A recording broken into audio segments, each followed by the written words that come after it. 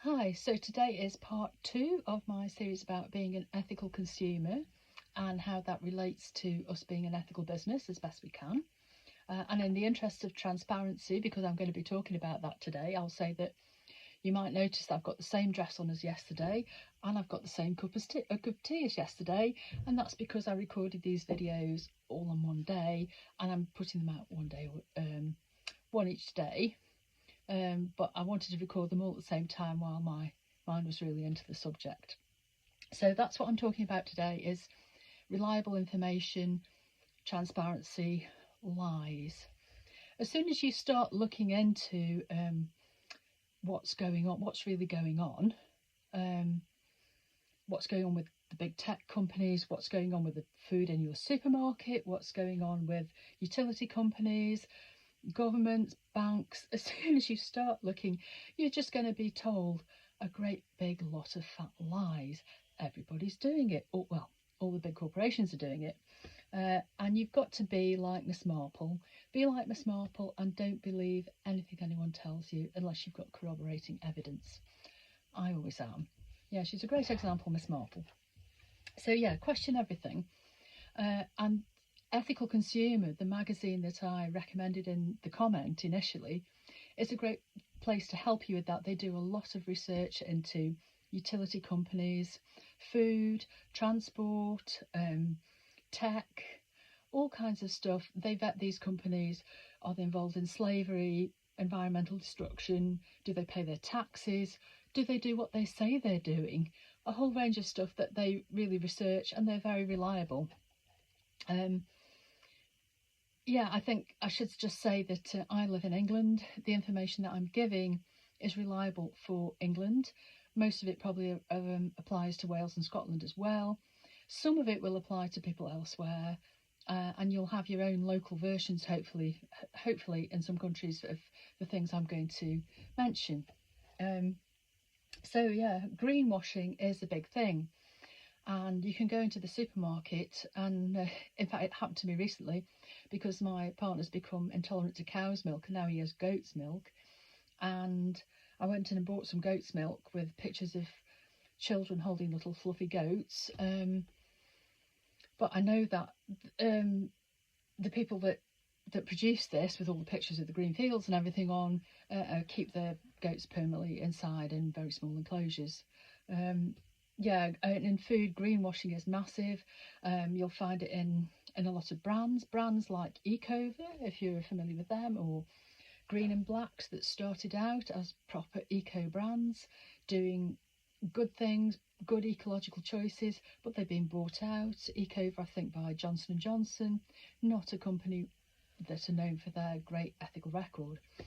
So yeah, you can't really believe anything that you're told, and you need some good sources of information. And this is actually more difficult now than it was when I was young. I was first trying to do this back in 30 years ago, before the internet, if you can imagine a time before the internet. And the problem now is that there is really too much information and conspiracy theories. And that's because people know they're being lied to. They're not stupid. They know big corporations, big pharma, governments, they know people are lying to them, but they're not always sure about the details of exactly what the truth is and what the lies are. So there's a lot of misinformation out there, and it's easy to get bogged down in that. And it's a bit like I was saying yesterday, you've got to find your own path forward with this. You've got to find some people that you trust. They might not be perfect, they might make mistakes, but you've got to start somewhere and trust somebody. And you've got to be careful how you pick them. Don't worry if you make some mistakes, because we all do, that's how we learn. I would recommend, actually, people you can trust. I'm just looking at my notes here. People you can trust in the UK, I would say the Soil Association. They are one of the bodies for organic food. They are a very, very reliable and old body about ethical food, what's going on in the countryside. You might not agree with everything, but I don't think they're telling lies, and I think their food is probably as safe and reliable a source of food as you're going to get. anything that's been certified by them. Ethical Consumer, they have a website. There's quite a lot you can do on the website for free. It's quite cheap to join as well, and then you get extra information and a magazine. I would certainly say that, again, you might not agree with everything they say, and they don't always have good options to offer. I seem to remember that with regard to cars, that their pick of the most ethical vehicle is just not to have one, which for most of us is not very practical. But I think you can rely on what they say. They work hard and research, and I think they're good people to rely on. You might find some influencers, journalists, even celebrities who you think are good, reliable sources as well. I quite like George Monbiot. I don't agree with everything he says, but he is a journalist of integrity. He does a lot of research, puts himself at risk often as well. Some of the things he's written about refuse disposal are quite astonishing and scary, apart from the stuff he writes about environmental destruction. I also quite like Chris Packham. But you must find people that you trust and sources that you trust yourself.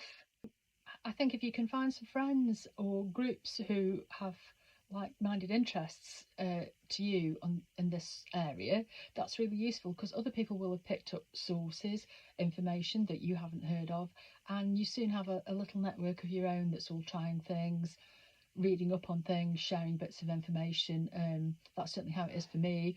I'll email a friend and say, oh, have you read this? Have you tried this? Or someone will say to me, oh, we're signing up for this broadband service or whatever that's been recommended by Ethical Consumer. I'll let you know what it's like and this kind of thing. So I'll be coming on to how to meet people with like and similar interests a bit later on. But for now, just be aware that you can't trust what's on the packet. You can't trust what's in the advert, not of the big corporations. I'm not saying they're lying in every advert. I'm not saying anybody's lying specifically. There are a lot of lies out there. Just check it. Just check what they're saying. Going back to us as a business, that's something that we try to do, is be transparent. I think it's really, really important just to be honest and transparent now more than ever. So, for example, we don't try and pretend that any of our stuff is, well, the original artworks are handmade, but the other stuff is handmade because it's print on demand in a factory. It's very good quality print on demand, but we're not lying about that. We've got an apron that we sell, a really nice apron with some hand-painted designs printed onto it. That's polyester, and I would much prefer that it was a natural fibre, but it's only available to manufacture in polyester for us at present. And we tell you that. All of our items on the web store have eco properties information, and if there aren't any, we still put it there and we say none. I mean, they're all print on demand. We're a very small, energy light, eco-friendly company. We're a business, we're not a company. But each item, some of the items have specific eco properties where the manufacturers have managed to do some special things to make them more planet friendly. But not everything has that, and if it doesn't, we do say so. So these are little ways where we try and be transparent. Obviously we want to sell stuff because we have to make a living, but we're not trying to encourage overconsumption. If you need something to put your teacup on, we would love you to buy one of our coasters, for example, but I don't want you to buy a pack of 6 of our coasters that go in a cupboard and you never use them, that really just cluttering the planet up. We don't want that. We want you to buy our products if you need them or want to enjoy them. And that's part of our sort of transparency as a business.